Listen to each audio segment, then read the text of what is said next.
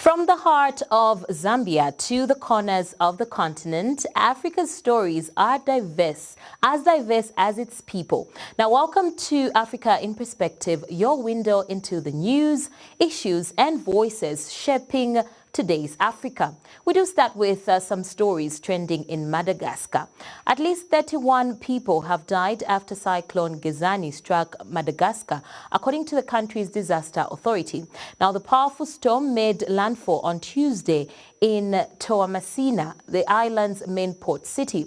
Officials described the situation as chaotic, with many homes collapsing and bodies found in the worst affected areas. Power lines were destroyed, leaving neighborhoods without electricity. Trees were also uprooted and roofs were ripped off buildings by strong winds. Authorities said nearly 75% of Toamasina was destroyed and that the scale of the damage exceeded Madagascar's ability to cope alone. Aid agencies reported that up to 90% of homes lost part of all their roofs, and dozens of injured people were evacuated, along with hundreds of residents from districts around Toamasina, which of course has a population of about 400,000 residents. Now, residents reported extremely violent winds that shook even metal doors and windows as the cyclone made landfall. Cyclone Gezani is the second major storm to hit Madagascar this year. 10 days earlier, Cyclone Fitia killed 14 people and displaced more than 31,000 people, according to the United Nations Humanitarian Office. Now, before the cyclone arrived, authorities closed schools and prepared emergency shelters on Wednesday morning. Madagascar's Meteorological Service said the storm had weakened to a moderate tropical storm and moved inland about 100 kilometers north of the capital, Antananarivo. It is expected to cross the Central Highlands before moving back out to sea. Cyclone season in Madagascar usually lasts from November to April and brings around a dozen storms each year. All right, so let's also check out what's happening in Ghana. Now, citizens throughout Ghana have widely embraced the wearing of the nation's vibrant traditional attire, the Fugu. Of course, after the government officially named Wednesday as Fugu Day. The initiative followed President John Dramani Mahama's recent state visit to Zambia, during which he chose to wear the garment. Some critics jokingly referred to it as a blouse, sparking strong reaction from many Ghanaians on social media. Now, on Tuesday, Tourism Minister Abla Zifa Gomashi explained that dedicating one day each week to wearing the attire would showcase Ghana's cultural identity proudly on the international stage. She also did urge people to embrace the garment in its many styles, patterns and variations, along with its distinctive accessories. Fugu, also called batakari, originates from northern Ghana. It is crafted from hand-woven stripes of thick cotton fabric sewn together to create a structured poncho-like top. Traditionally associated with chiefs and community leaders, it is also worn by the wider public and represents dignity, leadership and heritage. Now, although it is more commonly linked to men, who may pair it with matching trousers and capes, women also wear adapted versions, sometimes styled as longer tops or dresses. At Ghana's independence celebrations in 1957, when the country became the first in sub-Saharan Africa to gain freedom from colonial rule, founding leader Kwame Nkrumah and several others wore Fugu to mark the historic occasion beyond its symbolic value. The tourism minister highlighted the potential economic advantages of promoting the attire weekly, noting that local weavers, designers, artisans and traders could benefit significantly. The government also expressed hope that widespread adoption of the garment would reinforce national unity, boost the creative sector, and stand as a visible expression of Ghana's cultural pride. Following the announcement, many people across the country wore Fugu in a range of colors and, of course, designs. In Accra, one resident expressed pride in wearing a blue, white and black striped piece he had received as a gift, describing it as both meaningful and comfortable. Now, Interest in the garment has also aged online in recent days. It has saged online in recent days, fueled by light-hearted exchanges between Ghanaians and Zambians. Social media users in Ghana had already popularized an informal Fugu Friday tradition to highlight traditional clothing, building on an earlier policy that encouraged wearing local attire at the end of the work week. Now, the online discussions drew participation from public figures, including members of Parliament, while Zambians also showcased their own traditional clothing known as sizira. Now, the exchange caught the attention of our own president, President Hakainde Hichilema, who indicated that his country would purchase fugus from Ghana. Now, President Mahama also proposed the possibility of exporting the garment in large quantities to Zambia. In reflecting on the garment's historical and political importance, Mahama also referenced its role during the independence era and noted that he had recently worn it at the United Nations. Several former presidents, including Nana Akufo-Addo, John Kufuor, and Jerry John Rawlings, have also likewise publicly supported and promoted the traditional attire. Quite interesting news there. Now, in our neighboring country, Zimbabwe, Zimbabwe's cabinet has approved draft legislation that could allow President Emerson Mnangagwa, 83, to remain in office until at least 2030. Now, under the proposed changes, presidents would no longer be elected through a direct public vote, but instead by members of parliament. The bill also seeks to extend presidential terms from 5 to 7 years with maximum of 2 terms. Justice Minister Ziambi indicated that public consultations would take place before the proposed law is presented to Parliament for debate. Now, both houses of parliament are currently controlled by the ruling ZANU-PF party. The proposals are expected to face legal challenges. Constitutional experts, on the other hand, have urged that altering presidential term limits would require a national referendum and have also noted that such amendments cannot legally benefit a sitting president. Mnangagwa came to power in 2017 after the military removed longtime leader Robert Mugabe. He also secured victory in elections held in 2018 and again in 2023. Though both results were contested by opposition groups, his current term is set to end in 2028.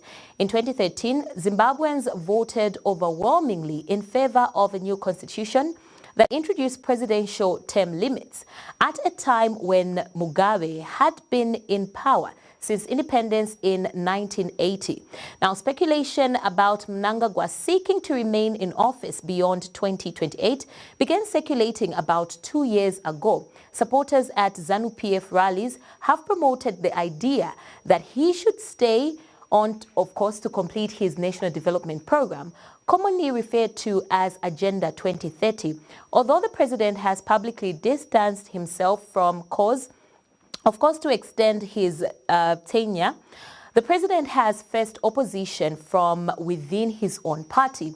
One of his important prominent critics, Blessed Geza, known by the nickname Bombshell, died last week. Now, Geza, a veteran of the 1970s Liberation War and former member of ZANU-PF's Central Committee, had previously criticized Mnangagwa's reported ambitions to extend his rule and accused him of nepotism. He was expelled from the party and went into hiding, but of course continued to draw support online, where he called for public protests. Shortly before his death, a message shared on his social media accounts, of course, urged Zimbabweans to continue efforts to remove the president.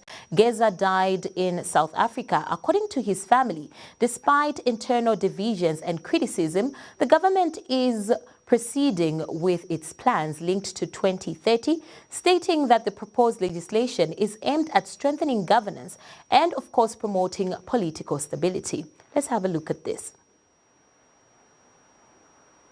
A self-proclaimed preacher in Kenya, Paul Mackenzie, who is linked to an infamous starvation cult that killed more than 400 people, was charged on Wednesday over a further 52 deaths, according to prosecutors, in a case that made global headline in 2020.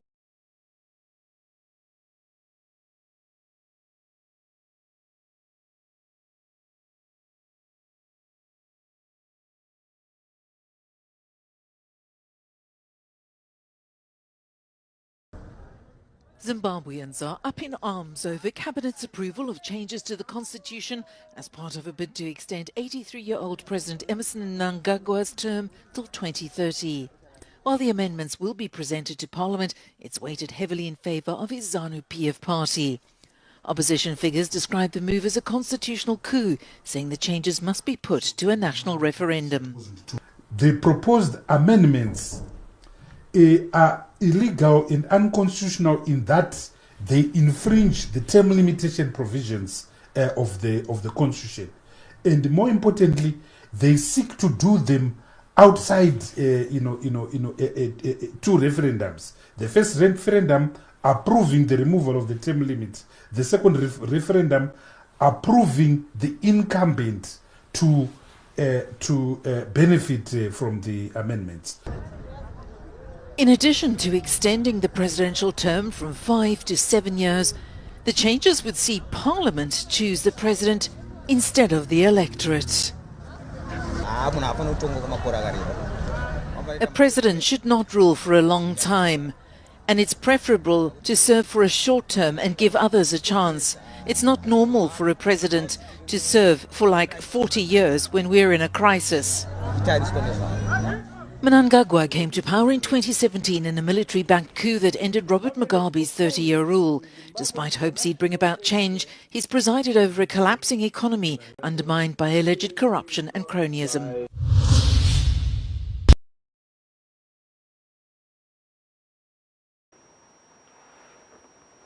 That news courtesy of Africa News. Now we move on to Kenya. In 2023, hundreds of bodies were found near the Kenyan beach town of Malindi in what became known as the Shakahola Forest Massacre, one of the deadliest cult-related incidents in the world. Paul Mackenzie, the self-styled pastor linked to the case, is facing multiple manslaughter charges in Mombasa and has been held in custody after his arrest. More bodies were discovered in Binzaro, a village about 30 kilometers from Shakahola, indicating the cult may have continued operating. Now, Kenya's Public Prosecution's Office has charged Mackenzie and others with organized criminal activity and, of course, facilitating a terrorist act connected to the deaths of at least 52 people in Binzaro area of Kilifi County. The accused have pleaded not guilty, and the next court hearing is scheduled for March 4th. Authorities say the group promoted extreme beliefs against government authority and were also involved in acts classified as terrorism. Attempts to regulate religion in Kenya, a predominantly Christian country, have often faced resistance due to constitutional protections separating church and state. A self-proclaimed preacher in Kenya, Paul Mackenzie, who is linked to an infamous starvation cult that killed more than 400 people, was charged on Wednesday over a further 52 deaths, according to prosecutors. In a case that made global headline in 2023, hundreds of bodies were discovered just inland from the Kenyan beach resort of Malindi in what became known as the Shakahola Forest Massacre, one of the world's worst cult-related tragedies. Mackenzie has pleaded not guilty to multiple counts of manslaughter at his trial in Mombasa and has remained in custody. But last year, more bodies were discovered in the remote village of Binzaro, around 30 kilometers from Shakahola along the Indian Ocean coast, suggesting the same cult had continued to operate even after Mackenzie's arrest.